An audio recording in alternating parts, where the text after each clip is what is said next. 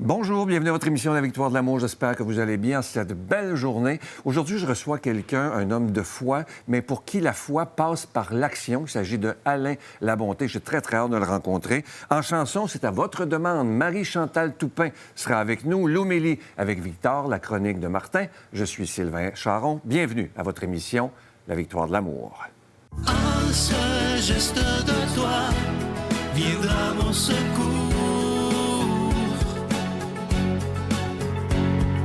Viens semer dans mon âme le grain de l'amour. Je traverse un désert et je meurs de soif. Montre-moi le mystère qui garde la foi. Alain, merci d'être là. Ben, c'est moi. Quand je me préparais hier, je lisais ma recherche, je me disais, sans te connaître, quel homme bon. Alors, on va reculer dans le temps pour essayer de comprendre d'où vient cette bonté-là. À 14 ans, de toi-même, sans que personne te dise de le faire, tu es allé à l'hôpital à un moment donné pour t'occuper des autres, aller visiter les malades. Bien, oui, effectivement. En fait, je viens d'une famille très aimante. Ça a été comme ça du début jusqu'à la fin de l'existence de mon père, à travers ses enfants, tout ça, et ma mère qui est toujours vivante. Et ayant ça comme exemple, je pense que j'ai toujours été porté vers l'autre. Et je me souviens, à 14 ans, j'avais dit à mes parents, je disais, à Noël, j'aimerais ça que vous veniez me reconduire à l'hôpital Sainte-Croix de Drummondville. Et là, ils avaient dit, ben voyons... Un enfant de 14, un ado de 14, là. Ouais. Qu'est-ce que tu vas faire, là? Ben, j'ai dit à beaucoup de gens seuls dans la vie. Donc, je vais profiter de la journée pour aller d'une chambre à une autre pour leur souhaiter joyeux Noël. Donc, c'était peut-être particulier, mais c'était... C'est très beau. C'était dans mes veines, ce besoin-là d'aller vers l'autre. Ouais. Parle-moi donc justement de tes parents. Pour que tu deviennes un adolescent comme ça, il faut qu'il y ait une bonne semence, là, parce que... Ouais. Donc, qu'est-ce qu'ils t'ont appris, tes parents, pour que tu deviennes ce genre de personne-là? Ah, mon Dieu. Bien, le fait de vivre sur une ferme, de vivre en communauté, chaque personne dépend de l'autre. Hein. On avait une ferme laitière, une trentaine de vaches, des chevaux, une sucrerie, on faisait les foins.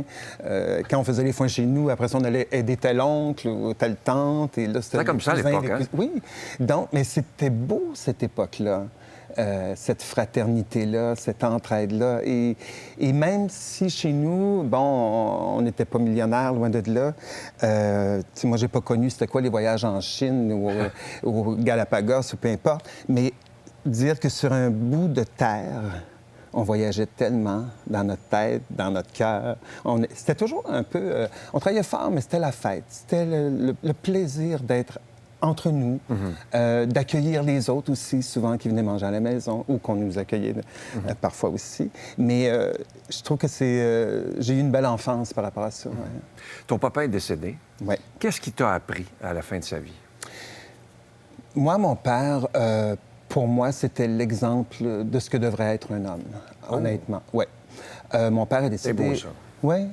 Mon père est décédé à 75 ans, issu d'une famille assez pauvre. Son père n'a pas été doux avec lui. Et mon père a toujours tenté de nous donner ce que lui n'avait pas eu. Il a perdu sa mère à l'âge de 16 ans en plus. Et mon père, c'était quelqu'un de vaillant, bienveillant, drôle. Il chantait, giguait. Il n'y a rien qu'il ne faisait pas. Et c'était quelqu'un de très, très drôle. Mais une chose, en tout cas, qui m'a beaucoup ému chez lui, c'est que jamais il s'est retenu pour ne pas pleurer devant nous. Oh. Et... Pour l'époque, là? Oui, mais même aujourd'hui, il y a beaucoup d'hommes qui ne sont pas capables de pleurer devant les autres. Ouais. Imaginez, on recule d'il y a 30, 40 ans, puis au bout de la table, mon père qui pouvait éclater en sanglots parce qu'il nous racontait le truc.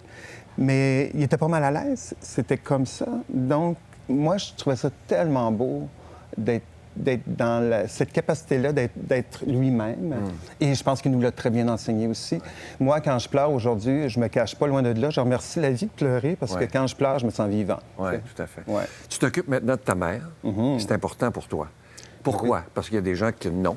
Mais pourquoi, toi, c'est si important? Je trouve ça magnifique, d'ailleurs.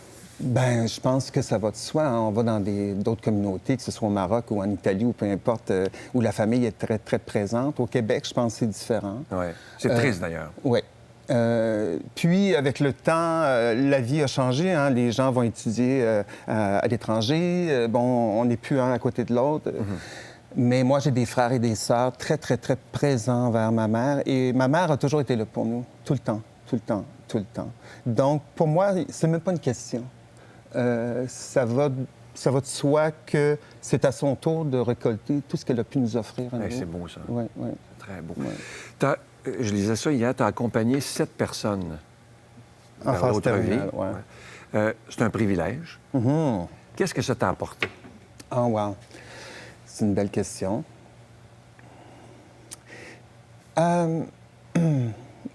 Déjà, d'être capable de tenir la main de quelqu'un, c'est un privilège. Souvent, peut-être qu'il y a des moments de nos vies, peut-être quand on est plus jeune ou des choses comme ça, que ça peut nous faire peur, hein, de voir qu'en tenant la main, l'autre peut partir aussi. Mais j'ai été témoin, moi, bien, par la force des choses, je me souviens quand je suis arrivé à Montréal, d'ailleurs, c'est le thème de mon prochain livre. Quand je suis arrivé à Montréal, ça a été l'arrivée du sida. Qu'on ne comprenait pas à l'époque. Oui, mais ça a été pour moi quelque chose de très difficile, en ce sens, les quelques amis que j'ai pu rencontrer qui ont chopé le virus. Mais ce qui m'a choqué, c'était que la famille les abandonne. À l'époque, c'était terrible. Là. Ah oui. Puis là, on parle de même des gens très religieux, là. Beaucoup de gens étaient abandonnés. Donc, tu es abandonné, privé d'amour, tout seul chez toi, dans la solitude, dans la pauvreté. Et moi, j'ai... Et mourir seul. Là. Oui. Et moi, les gens que j'ai rencontrés, je les ai accompagnés. Je ne les ai pas laissés seuls. Et pour moi, ça a été un grand privilège, ça, comme je disais, de pouvoir tenir la main de ces gens-là parce que il n'y a personne qui mérite d'être seul, c'est pas vrai. Et on a vécu des bons moments. J'ai donné ce que j'ai pu. Je sais que pour eux, ça a été un privilège, sûrement, que j'ai pu être là. Et je serai toujours là, de toute façon. Si quelqu'un dans mon entourage avait besoin, qu'il soit seul ou pas, je le ferai toujours. Tu fais du bénévolat depuis 45 ans. Oui. OK. Parle-moi de ton voyage au Maroc et de la petite fille qui n'allait pas à l'école parce qu'elle avait une mauvaise vision. Ça m'a arraché les larmes quand j'ai lu ça. Ouais. T'as du cœur, en tout cas. Mais moi, le problème, c'est que j'ai des idées. Il faut que je me calme des fois. C'est que je travaille au Maroc depuis 20 ans avec une compagnie française qui est experte dans les rallyes et les treks dans les déserts. Et une fois, je suis au milieu de nulle part avec mon 4x4, j'arrête et il y a une petite fille qui est seule. Et j'arrête et elle parle un peu français. Et je lui demande son âge, elle dit qu'elle a 9 ans. Mais je dis, t'es seule, pourquoi t'es pas à l'école? Elle me dit, bien, j'y vais plus parce que je peux pas lire, je vois pas bien. Et ça m'a fait de la peine. Puis je me disais, wow, tu sais, c'est pour ça, des fois, je trouve ça dur, quand je vois ici au Québec ou peu importe où, des gens qui sont toujours en train de râler, chialer sur plein de choses. Quand on va ailleurs, des fois, on voit d'autres réalités, on se calme un peu. Tu sais. Donc, je suis revenu ici. Et à l'époque, je travaillais avec Sandrine Obadia, qui est une designer pour les lunettes. Elle a deux lignes, Zig Eyewear et Jean Renaud. Jean Renaud, l'acteur français qu'on connaît. Et je dis à Sandrine, écoute, Sandrine, je retourne dans quelques mois au Maroc. Je lui avais raconté cette histoire. Et j'aimerais ça, être capable d'aider ces jeunes-là d'une façon ou d'une autre, peut-être passer des examens de la vue. Bref, mais est-ce que toi et Jean accepteriez de me donner, je sais pas moi, 5 $ par monture vendue qu'on pourrait redonner? Elle me dit, on appelle Jean, il est à New York. Ah, bon, OK. Tac, tac, tac. Allô, Jean, je suis avec Alain. Allô, Jean, je raconte l'histoire. Il me dit oui, tu prends ce que tu veux. Bref, le jour où je suis parti, j'ai apporté avec moi 5 000 $. Et on a pu monter une petite caravane avec des optométristes qui sont venus passer des examens de la vue à plus de 500 personnes.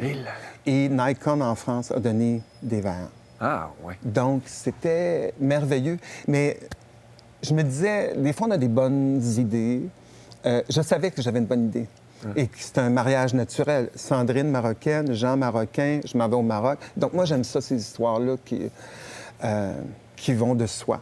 Mais si je n'ai pas le temps de le faire, il faut que je partage cette idée-là à quelqu'un pour que cette personne-là le prenne et qu'elle le réalise. Parce que souvent, les gens vont dire « Ah, j'ai pas le temps, je suis occupé. » On est tout occupé. mais on a toujours le temps. Exactement. Ouais. J'espère que tu réalises bien que, parce que ça me touche beaucoup, tu réponds à cette phrase de Jésus, tout ce que tu fais au plus petit d'entre les miens, c'est à moi que tu le fais. Et la petite, elle doit s'en souvenir. Mais en même temps, moi, je dis toujours, quand ma valeur en tant qu'individu, je la prends dans ce que je donne. Sinon... Et pour toi, je lisais sur toi, pour toi, tu as la foi, mais ça se vit dans l'action. Ouais. C'est pas simplement de la prière, c'est de mettre des mains et des pieds à ta prière. Ça bouge un peu, là. Moi, j'ai été dans une famille très, très, très catholique, religieuse. Quand je me couche le soir, je sais que j'ai soulagé quelqu'un ou j'ai, à toi, fait avancer un projet, mais pour le bien de quelqu'un. Et c'est là que l'action prend un sens pour moi. Oui, tout à fait. Qu'est-ce que tu trouves, toi qui écris beaucoup, qui voyage, qu'est-ce que tu trouves qui manque dans notre société actuellement? Qu'est-ce qu'on aurait à apprendre pour devenir plus humain? Bien, l'empathie, la compassion, c'est sûr et certain. C'est facile de regarder autour de son nombril, c'est très, très, très simple. Mais je pense aussi, c'est de se questionner, qu'est-ce qu'on est venu faire ici? Hélène Penneau disait, il y a des gens qui disent qu'il y a une vie avant la vie, il y a des gens qui disent qu'il y a une vie après la vie. Elle dit, moi, je suis convaincu d'une chose, il y en a une pendant. Oui. Bien, moi, je suis assez d'avis avec elle, tu sais. Je pense que quand on a la compassion, l'empathie, inévitablement, on devient meilleur. Parce qu'on s'attarde à l'autre. Oui. Et on s'absente de soi, un peu. Puis quand on s'attarde à l'autre, bien, justement, ça fait des rencontres, ça fait des discussions, puis ça fait de l'entraide aussi. Ouais. D'où te vient ce talent d'écrivain? Est-ce que c'est naturel? Qui t'a dit que j'avais un talent? Je t'ai lu un peu, là, quand même. Moi, j'étais jeune, puis j'avais cette passion-là de l'écriture, mais étant fils d'agriculteur dans un petit village... C'est spécial, les destins.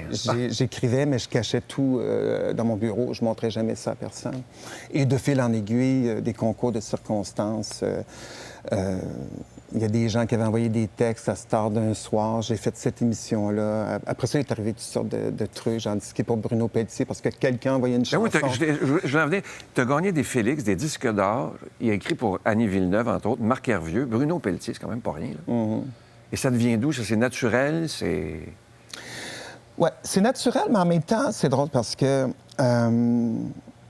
mon père me disait souvent, on est tellement fiers de toi, mon gars. Mais tu sais, moi, c'est ça ma passion, c'est ça que j'aime faire. Mais j'ai pas plus de mérite, comme je dis à mon père, que toi, quand tu te lèves le matin, tu t'assois sur ton tracteur, tu vas hercer dans le champ, tu vas faire les foins, ou que ma mère va faire un ragoût de boulettes que moi, j'ai jamais fait.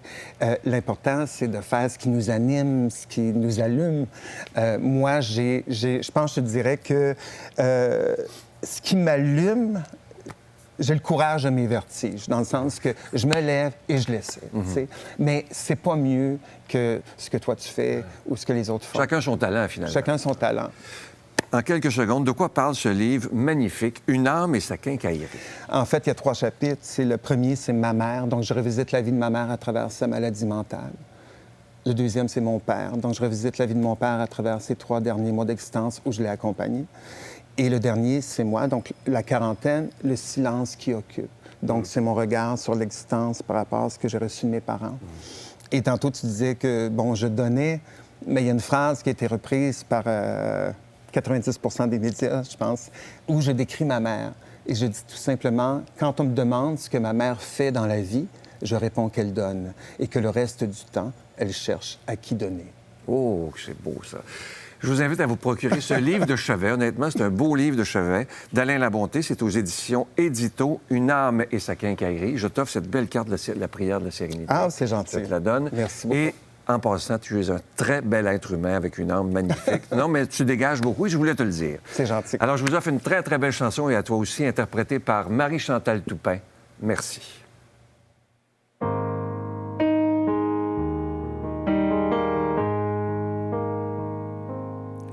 Pour les chemins que vous m'avez tracés, merci. Pour les lendemains qui me font chanter, merci.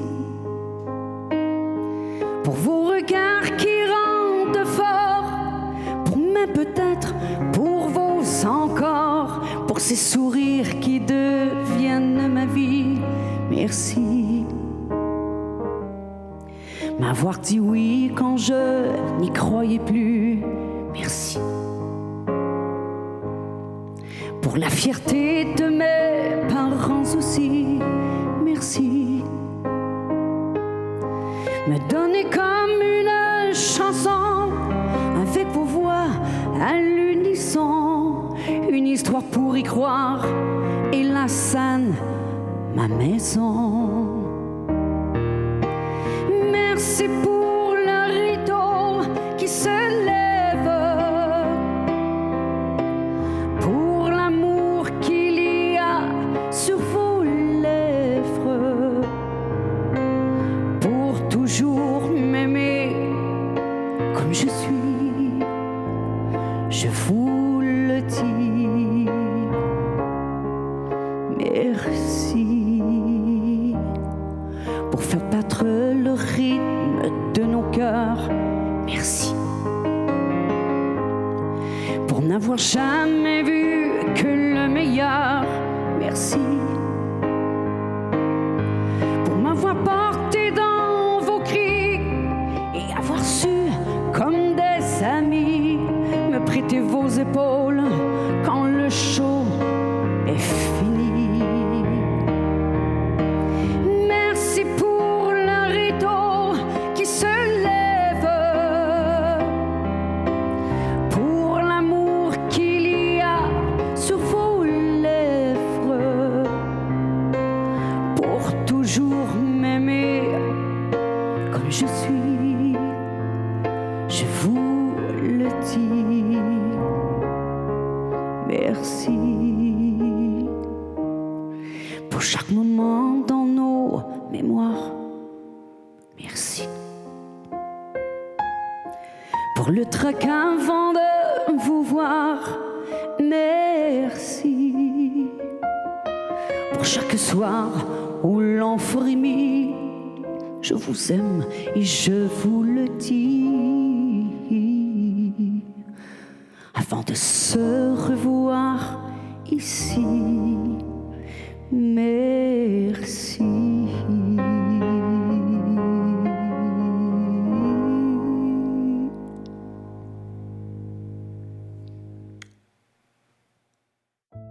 Notre Père qui es aux cieux, que ton nom soit sanctifié, que ton règne vienne, que ta volonté soit faite sur la terre comme au ciel. Donne-nous aujourd'hui notre pain de ce jour. Pardonne-nous nos offenses, comme nous pardonnons aussi à ceux qui nous ont offensés. Et ne nous laisse pas entrer en tentation, mais délivre-nous du mal, car c'est à toi qu'appartiennent le règne, la puissance et la gloire pour les siècles des siècles. Amen. Rejoignez la Victoire de l'Amour pour un pèlerinage exceptionnel en Italie du 31 mai au 11 juin 2026, organisé par Spiritour. Vous serez accompagné de Sœur Angèle, le Père Gauthier, Miguel Padilla et Sylvain. Au programme, découverte de Venise, Milan, Turin, Pise, Sienne, Assise et Rome. Célébration eucharistique animée par le Père Gauthier et participation à l'audience générale au Vatican avec le pape Léon XIV. Pour information et inscription, 514-374-7965 ou sans frais au 1-866-331-7965. Comme vous le savez, en cette période de carême 2026, il n'y a pas de cadeau du mois. On fait ça une fois par année depuis très longtemps. C'est une façon de dire, je vais faire un don, mais sans rien attendre en retour. Je veux pas de cadeau, je veux rien. Je veux simplement le faire par amour pour Jésus, afin que sa parole soit annoncée. Et comme je vous dis, la même chose depuis 31 ans maintenant, que l'important, c'est pas de se vider les poches. J'ai jamais joué ces émotions et je le ferai jamais. J'ai trop de respect pour vous pour ça. Mais ceux qui le peuvent, selon leurs moyens, faire un don tout à fait spécial dans ce carême 2026 afin qu'on puisse continuer d'annoncer la parole de Dieu. Et quoi de mieux, évidemment, que ces moyens modernes maintenant d'Internet, de la télévision, de Facebook, de tout Instagram. Si on se sert de ces moyens techniques, on peut rejoindre des centaines de milliers et voire même des millions de personnes sur toute la planète. Alors, tout ça, c'est grâce à vous. C'est pas grâce à moi et à l'équipe. C'est grâce à chacun et chacune d'entre vous par votre prière, mais aussi par votre soutien financier. Voici comment faire votre don. Par la poste, à la Victoire de l'Amour, casier postal 120, succursale Boucherville à Boucherville, le J4B 5E6, ou par téléphone, par carte de crédit, du lundi au jeudi, de 8h à 17h, au 514-523-4433, ou à notre numéro sans frais, le 1-888-811-911. 9291. Également sur notre site Internet, le www.lavictoiredelamour.org. Avec votre don, vous recevrez aussi un reçu pour fin d'impôt. Merci de donner des mains à la Providence. Merci d'investir dans votre foi. Mon Père, je m'abandonne à toi. Fais de moi ce qu'il te plaira. Quoi que tu fasses de moi, je te remercie. Je suis prête à tout, j'accepte tout, pourvu que ta volonté se fasse en moi, en toutes les créatures. Je ne désire rien d'autre, mon Dieu. Je remets mon âme entre tes mains. Je te la donne, mon Dieu, avec tout l'amour de mon cœur, parce que je t'aime.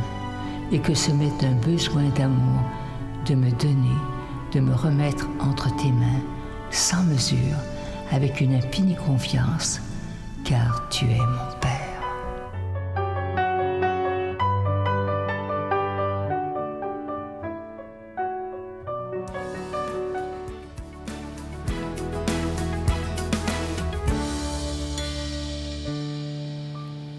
Bon dimanche, les victorieux, les victorieuses et tous ceux qui doutent encore. Bon dimanche, les victorieux, les victorieuses qui vivent seuls.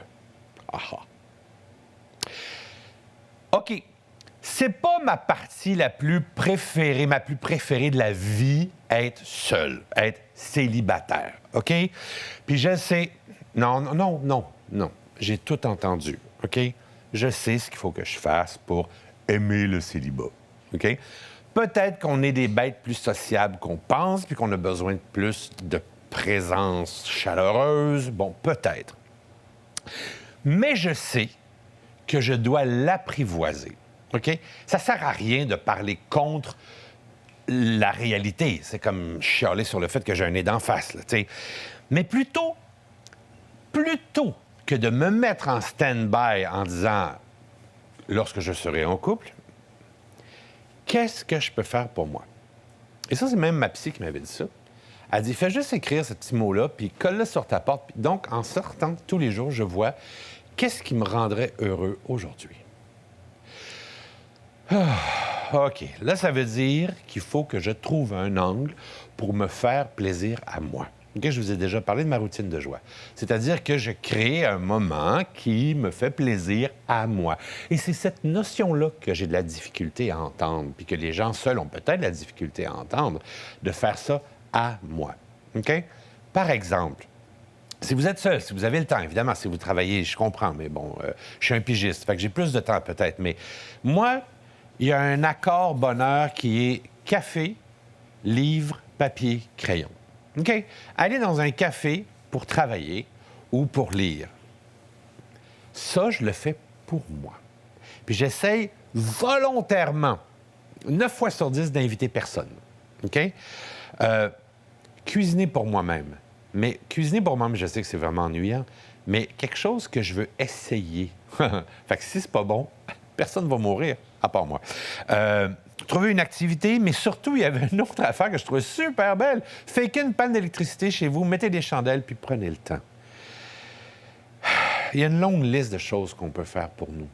Et toutes ces choses-là nous disent, oh oui, t'en vaut la peine.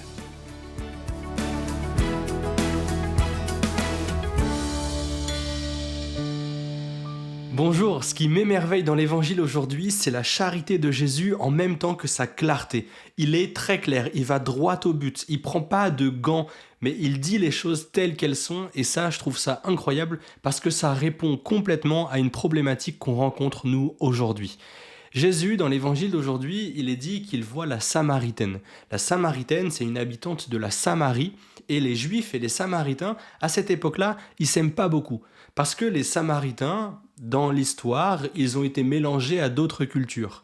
Là où les Juifs étaient en fait partis en exil à Babylone, revenus, ils ont été soudés autour de leur religion. Et donc Juifs et Samaritains, ils s'aiment pas beaucoup. Jésus pourtant va en Samarie, là où en fait les Juifs pourraient le critiquer, mais bon, Jésus il est déjà critiqué. Alors bon, les Samaritains pourraient ne pas du tout apprécier sa venue, pourtant il y va à un puits, il voit une Samaritaine approcher et il lui dit « donne-moi à boire ». Et là, il y a une discussion qui se met en place sur la Samaritaine, sur le dialogue entre Juifs et Samaritains, et en même temps sur où se trouve la vérité, qui a raison entre Juifs et Samaritains. Et Jésus lui dit déjà de but en blanc qu'il est le Messie, il s'en cache pas. La Samaritaine dit on recevra un Messie qui nous dira toute la vérité, et Jésus lui dit moi qui te parle, je le suis. Déjà, première chose extraordinaire, il y a certains Juifs à qui Jésus ne le disait pas aussi clairement, et là une Samaritaine, Jésus dit qu'il est le Messie, une femme étrangère. Ça peut déjà poser quelques questions et nous aider à méditer sur certaines problématiques, mais en plus de ça, après cette rencontre, cette Samaritaine, elle va dire à tout le village ce que Jésus lui a dit, ce qu'il lui a enseigné en quelque sorte, et ce qu'elle a retenu de tout ça. Elle a été touchée, bouleversée par cet échange avec Jésus, et pendant 2 jours, Jésus reste chez ces gens en Samarie qui lui disent « Ce n'est plus à cause de ce que tu nous as dit que nous croyons, maintenant nous l'avons entendu par nous-mêmes et nous savons que c'est vraiment lui le sauveur du monde. » Et donc ils reconnaissent Jésus en tant que Messie, en tant que sauveur du monde. Moi je trouve ça assez incroyable parce que Jésus, parce qu'il est très clair, il provoque la foi. Il n'a pas fait que dire qu'il est le Messie. Il a dit très clairement, un peu plus tôt, il dit « Vous adorez celui que vous ne connaissez pas, nous adorons nous celui que nous connaissons, car le salut vient des Juifs. » Il le dit comme ça. Au moment où Dieu se révèle pleinement chez le peuple juif, Jésus est la révélation complète de Dieu, il est Dieu lui-même incarné, et il dit « Le salut vient des Juifs » parce que Jésus vient accomplir toute la loi juive. Aujourd'hui, on pourrait dire « Le salut est dans l'Église catholique » parce que c'est ce que Jésus a fondé. Mais là, Jésus est très clair. Il dit « Le salut vient des Juifs ». Il dit « Je suis le Messie ». Et ça arrive à convaincre les gens autour de lui. Cette clarté, elle est extraordinaire. Il dit la vérité et cette simple vérité convertit les gens. Aujourd'hui, on est trop habitué à entendre plein de choses, à être entre deux, à être à moitié. On a peur de dire les mots, on a peur de trop se mouiller. On a peur de dire ça c'est vrai, ça c'est faux. On a peur de dire ça c'est bon, ça c'est mauvais. On oublie même de dire l'évidence. Et aujourd'hui, on a peur de dire que le bonheur qu'on a dans la foi pourrait être le bonheur de quelqu'un d'autre aussi. On a peur de dire qu'on est heureux en tant que chrétien. Parce qu'on se dit « Ah, il pourrait me juger, ah, il pourrait me voir mal. » Pourquoi ? Jésus est très clair et cette clarté-là convertit. Il reste 2 jours chez eux, il est aimé, ça fait quelque chose de spectaculaire. Pourquoi nous, est-ce qu'on aurait peur de dire les choses telles qu'elles sont ? N'ayons pas peur d'assumer les choses. L'Église catholique est la vérité. Jésus est Dieu. Un homme est un homme, une femme est une femme. Chaque être humain doit être respecté et a sa dignité de sa conception jusqu'à sa mort naturelle. Peu importe ce qu'en disent les gens, il y a des choses vraies. Et le simple fait de dire ça, aujourd'hui, nous vaudrait une étiquette sur le front de juge, de moralisateur, de quelqu'un de trop dur, de sévère. En quoi ? Si des gens se trompent, la moindre des charités, c'est de le leur dire, avec bienveillance, avec beaucoup de douceur. Mais la charité, ce n'est pas respecter une erreur, ce n'est pas tolérer un mal, c'est de dire le bien et de le montrer. Et c'est comme ça qu'on fait vraiment honneur à Dieu, quand il dit « Je suis le chemin, la vérité et la vie ». Soyons cohérents et n'ayons plus peur d'assumer la foi chrétienne. Au nom du Père et du Fils et du Saint-Esprit. Amen. Je vous salue Marie, pleine de grâce. Le Seigneur est avec vous. Vous êtes bénie entre toutes les femmes, et Jésus, le fruit de vos entrailles, est béni. Sainte Marie, Mère de Dieu, priez pour nous pécheurs, maintenant et à l'heure de notre mort. Amen. Je ne sais pas si vous êtes comme moi, mais j'ai tellement aimé cette rencontre avec Alain Labonté. Il y a une chose, moi, qui me marque. Vous savez, parfois, on dit « Ah, ben moi, j'ai la foi, je prie, je vais à l'Église. » Mais il y a une question qui est posée qui est tellement vraie que Dieu voudrait nous poser aussi. Tu auras beau faire tout ça, mais la vraie question, qu'est-ce que nous faisons pour les autres? Et ça, c'est bien important de faire quelque chose pour les autres avec tellement d'amour. Je vous souhaite un beau dimanche. À demain. Bye.